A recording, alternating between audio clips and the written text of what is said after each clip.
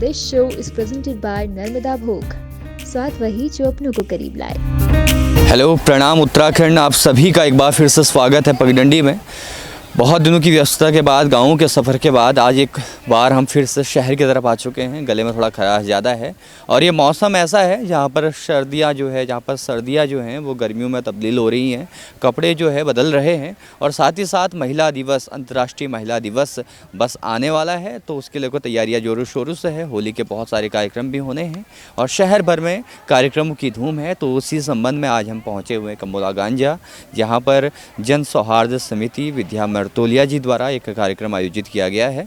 तो देखिए इस कार्यक्रम की कुछ झलकियाँ, उसके बाद मिलाते हैं आपको कार्यक्रम के कुछ विशेष लोगों से। इसके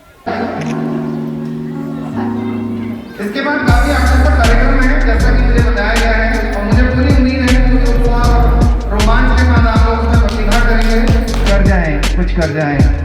सूरज तो तेज नहीं, मुझ में दीपक सा जलता देखोगे। अपनी हद रोशन करने से तुम मुझको कब तक रोकोगे।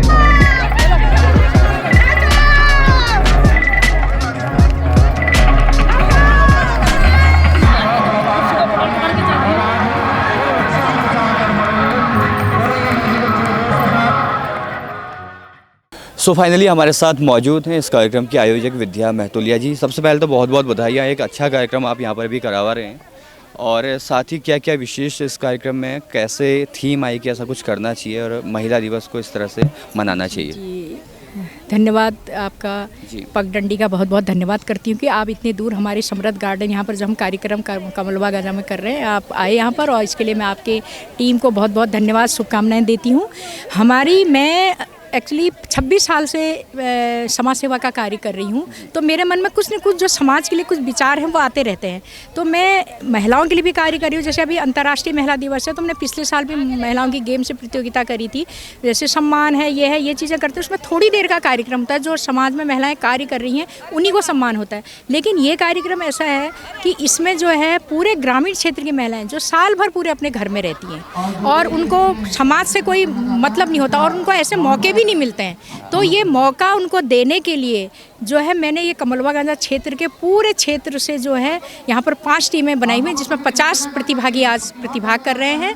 और हम लोग रस्साकसी, अंताक्षरी प्रतियोगिता और उसके अलावा ये म्यूजिकल चेयर रेस, नींबू चम्मच रेस और उसके अलावा ये जीके के क्वेश्चन वगैरह पूछ करके हम लोगों ने कम से 100 से ऊपर गिफ्ट इन महिलाओं के लिए आज इकट्ठा कर रखे हैं, ताकि आपको जो है ताकि महिलाएं काफ़ी खुश रहें। मतलब महिलाओं को खुश करना और जो महिलाएं घर के अंदर थी उनको बाहर निकालने का मेरा प्रयास, मेरे मन में कुछ न कुछ आते रहता है समाज के लिए। तो आज यही आया, तो मैंने इसी तरह से समाज में ये करने के लिए ये कार्य किया। बहुत शानदार काम कर रहे हैं आप, और हम भी बहुत आनंद ले रहे हैं क्योंकि म्यूजिकल चेयर्स देख रहे हैं। हमारी जो घर की माताएं बहनें वो लगातार यहाँ पर कार्य कर रही हैं, खेलकूद में हिस्सा ले रही हैं। बहुत बहुत बधाइयाँ आप सभी को, पूरी टीम को आपको। धन्यवाद जी आपका जी। साथ ही आइए थोड़ा आगे चलते हैं और कुछ लोगों से और मुलाकात करते हैं। शब्द सराहना समूह, यही है एक सच्चे कलाकार की पहचान। और साथ ही अभी मेरे साथ मौजूद हैं प्रभापन जी, जो कि हिंदी विभाग से हमारे बीच में यहाँ पर मौजूद हैं, और साथ ही साहित्यकार भी हैं, कलाकार भी हैं, और यहाँ पर आज मुख्य अतिथि के बतौर मौजूद भी हैं। तो किस तरह से प्रोग्राम पे आज हो रहा है और क्या चीज़ नया है इस प्रोग्राम में? ये सबसे अच्छा लग रहा है कि अभी देखिए 8 तारीख को तो सभी लोग जगह जगह हो रहे होंगे, लेकिन उससे पहले ही एक जोश से महिलाओं को भरने का एक प्रयास है और बहुत सी प्रतियोगिताएँ हो रही है यहाँ पर। क्योंकि आप देखते होंगे कि महिलाओं के अंदर एक उत्साह, एक उमंग और कलात्मकता जो है ना, कुदरती है उनके अंदर, और जो उसे बाहर निकालने का कभी कभी जब अवसर मिलता है तो बहुत खुश होती हैं वो। तो आपसे मिलने का मन हमारी टीम का बहुत पहले से था, लेकिन किसी कारणवश मिल नहीं पाए। अब बहुत सारी बातें आपसे करनी है, सवाल तो सिलसिला लगातार जारी रहेगा, लेकिन बस एक छोटे से सवाल कि अभी आपकी एक कुमाऊनी पुस्तक जो आपने यहाँ पर प्रकाशित की थी, उसके बारे में हमारे दर्शकों को कुछ बताइए। जी ज़रूर। कुमाऊनी साहित्य सुगंधिका मैंने उस पुस्तक को नाम दिया है, और उत्तराखंड जो संस्कृति विभाग है हमारा, उससे अनुदान मिला है उसके लिए, उस प्रकाशित हुई है। लिख तो मैं बहुत सालों से रही हूँ कुमाऊनी में, और मेरा जो शुरुआत है वो लोक साहित्य को लेकर मैंने काम किया है, और लेकिन ये साहित्य की मेरी पहली पुस्तक है, और मुझे लगता नहीं आगे मैं साहित्य में कुछ करूँगी, ईश्वर कराएगा तो ज़रूर करूँगी। इसमें गद्य और पद्य दोनों विधाओं में है, और संस्मरण है इसमें समीक्षाएं हैं। कुल मिला के ये मेरा प्रयास ये रहा, मतलब मुझे कभी कभी लगता है शायद कुदरत ने मुझसे करवा दिया है ये, कि साहित्य में कुछ ऐसे मानक चीज़ें आ जाएं। लिखा तो बहुत जा रहा है लेकिन एक व्यवस्थित तरीके से, जैसे हम साहित्य कहते हैं, जो नए जो लेखक हैं, रचनाकार हैं, वो सीखें कि किस तरीके से हम अपनी बात को साहित्यिक ढंग से कह सकते हैं, है ना। और अब हम और कुमाऊं का साहित्य कितना समृद्ध है, इसमें जब लोगों की पुस्तकों की समीक्षा वो जानेंगे, भूमिका लिखी है विशेष रूप से मैंने भूमिकाएं, तो उसके माध्यम से जो पाठक हैं वो जान पाएंगे कि हमारे यहाँ कितने अच्छे अच्छे रचनाकार हुए हैं। क्योंकि मैं बहुत कम लोगों की पुस्तक की भूमिका लिखती हूँ, इतना समय नहीं हो पाता, तो इसमें कविताएं भी हैं और गद्य की भी विविध विधाएं हैं, निबंध हैं।